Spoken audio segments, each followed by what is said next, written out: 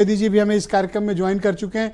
मैं अपने political guest आनंद दुबे और पांडे जी से थोड़ी सी क्षमा चाहता हूं कि आज आप लोग को थोड़ा सब्र करना पड़ेगा, रुकना पड़ेगा, क्योंकि हमारे पास टॉप एक्सपर्ट हैं। तो मैं चाहता हूं, मेरा लालच है कि मैं इनसे ज़्यादा से ज़्यादा बात करूं, तो आज थोड़ा आप लोग को समय कम मिलेगा और मैं आगे रोज पॉलिटिकल डिबेट्स करना ही चाहते हैं ब्रजेश जी। हाँ, तो मैं ये चाहता हूं कि मैं मुआवजे के तौर पर बाकी जब पॉलिटिकल डिबेट करूंगा तो आपको अतिरिक्त समय दे दूंगा, मैंने नोट किया। बट आज प्लीज आप सुनिए हमारे एक्सपर्ट को। नहीं, बिल्कुल, आज हम लोग सुनना चाहते हैं। ऑल राइट, बहुत शुक्रिया आपका, कितने आप सब कोऑपरेटिव। वैसे पर्सनल और प्रोफेशनल लाइफ में भी आप लोग अगर इतने अच्छे रहें तो इस देश में राजनीति का सहमति हो ही नहीं। मैं चतुर्वेदी साहब को, जनरल चतुर्वेदी साहब को आमंत्रित करता हूं। चतुर्वेदी साहब, ये ऑपरेशन सिंदूर क्या भारत का आतंक के खिलाफ जो खींची गई लकीर है वो अंतिम लकीर है? इसके बाद हम अब सीधी कार्रवाई करने के लिए तैयार होंगे या फिर हमारे पास और कोई विकल्प होगा? दूसरा, जो पाकिस्तान के एयर बेसिस को हमने उड़ाया वो कितना बड़ा अचीवमेंट आप मानते हैं? देखिए, जो आपने पहला प्रश्न किया वो पॉलिसी से रिलेटेड है और गवर्नमेंट ऑफ इंडिया ने एक नई पॉलिसी बना दी है। अभी तक हम लोग कहते थे कि टेररिज्म जो है उसके अगेंस्ट जीरो टॉलरेंस है। इसका मतलब जो अभी डॉक्टर दिलावर सिंह ने बहुत अच्छी बात बोली कि डिनाइल के थ्रू था, डिटरेंस बाय डिनाइल। अब जो है जो प्यूनिटिव एक्शन का मतलब, इसका क्या हुआ कि जो पॉलिसी अब बन गई है वो ये है कि हर टेररिज्म के एक्ट को अटैक माना जाएगा। इसको जो है, तो अगर आप एक हमला मानते हैं अपनी संप्रभुता पे, तो आप इसके अगेंस्ट प्यूनिटिव एक्शन लेंगे। ये हमारी स्टेट पॉलिसी हो गई कि टेररिज्म की कोई भी घटना होती है तो it will be consider as act of war, act of war. हाँ, it's a war, it's an act of war, जिसका मतलब ये हुआ कि जिसने भी परपिट्रेटर है इसका, जिसने भी इसको किया है, उसको बिल्कुल भी ढूंढ के निकाला जाएगा। वो कहीं छुप नहीं सकता और उसको हम लोग बिल्कुल ढूंढेंगे। तो वो एक बहुत बड़ा चेंज, पॉलिसी का चेंज है। अच्छा, जो दूसरा एक चीज जो आपने कही कि क्या ये 8 एयरबेस, जो अभी मैं आने के पहले एक चीज पढ़ रहा था कि एक और जो पाकिस्तान के जनरल ने बोली है कि जो कराची के पास उनका मलीर कैंट है वो भी डिस्ट्रॉय हुआ है। मलीर कैंट के ऊपर भी अटैक हुआ है और वो उम्मीद कर रहे हैं कि शायद वो इंडियन नेवी ने किया है। ये एक पाकिस्तान जनरल को मैं कोट कर रहा हूं, मुझे और इसका भी एविडेंस, क्योंकि और तो कराची के पास जो भुलारी वाला एयरबेस है, हमने वहां अटैक किया। भुलारी के अलावा मलीर कैंट है। ये मलीर कैंट, मलीर जो है बिल्कुल कराची में है, भुलारी थोड़ा नॉर्थ में है। करेक्ट, मलीर। दूसरा एक और सॉलिड आइडिया, बिल्कुल सही कह रहे हैं सर। आपको इतना लोकेशन तक का कैसे आइडिया होता है? रटाया जाता है क्या आप लोगों को? सच कह रहे हैं आप, भुलारी जो है नॉर्थ में ही है कराची के। 40 साल का मुझे लगता है अगर पैदल भेज दिया जाए तो आप पहुंच जाओगे। अच्छा, एक और हमने किया, जो एक और चीज उड़ाई थी वो थी स्कार्डू का एयरबेस। क्योंकि स्कार्डू का अगर एयरबेस ऑपरेशनल रहता तो आप कहां जा सकते थे? ले पे हमला कर सकते थे। तो वो भी आपने एक साथ इनको उड़ाया, नंबर 1। नंबर 2, जो आपने उड़ाए उसमें क्या किया? एक तो वो एयरबेसेस न्यूट्रलाइज हो गए कि उनका इस्तेमाल नहीं हो सकता।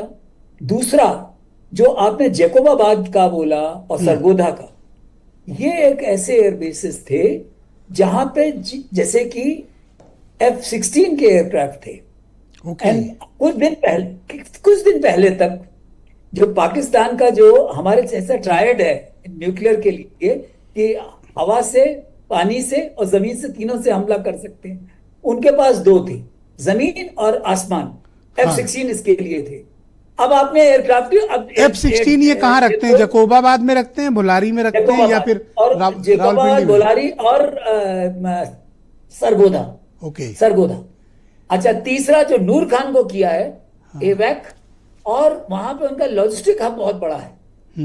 पीएफ का हेडक्वार्टर सरगोधा है। तो आपने उनकी एयरफोर्स को बिल्कुल मटिया मेट कर दिया। लेकिन क्यों किया वो भी आप जान लीजिए, जो आपके यहाँ एक बहुत बड़ा प्रश्न आ रहा है जी। जो राई का आयरन ड्रोम है, उसका एक आयरन ड्रोम है, उसके पीछे डेविड स्लिंग है, वो सब अलग अलग है।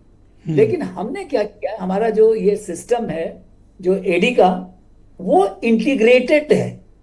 जिसमें आकाश है, जिसमें एक 1.2 किलोमीटर पे एक Su-23 करके गन है, वहां से शुरू होके और S-400 तक 400 किलोमीटर तक कुछ भी आएगा और AI ड्रिवन है, उसको हम सबको डिस्ट्रॉय कर सकते हैं।